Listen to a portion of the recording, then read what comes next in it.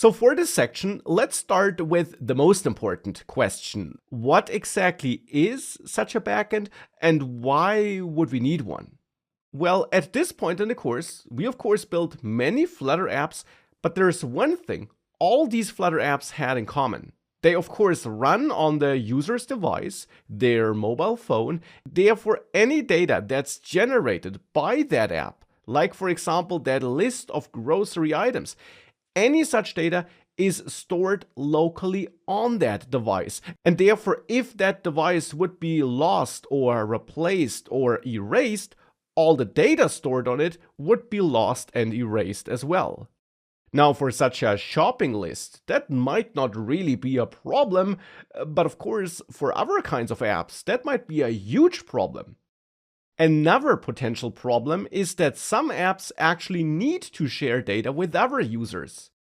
I mean, the Uber app wouldn't be that helpful if only you could use it.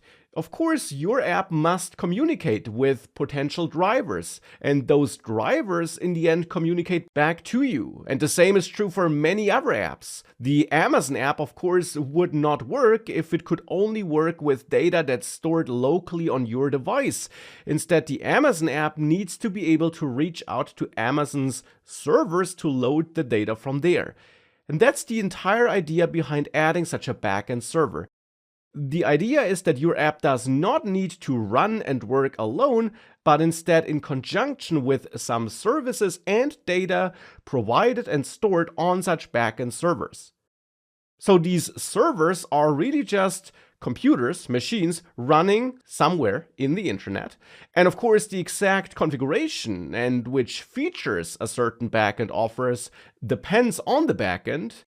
Maybe you built it yourselves, maybe you wrote your own backend logic, maybe you're using some third-party solution, so that depends.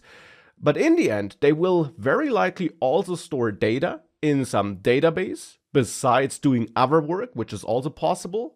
And since they do run in some data centers somewhere in the internet, of course, app users from the entire world can interact with the same data since it's stored in one central place instead of on the mobile phones of your users.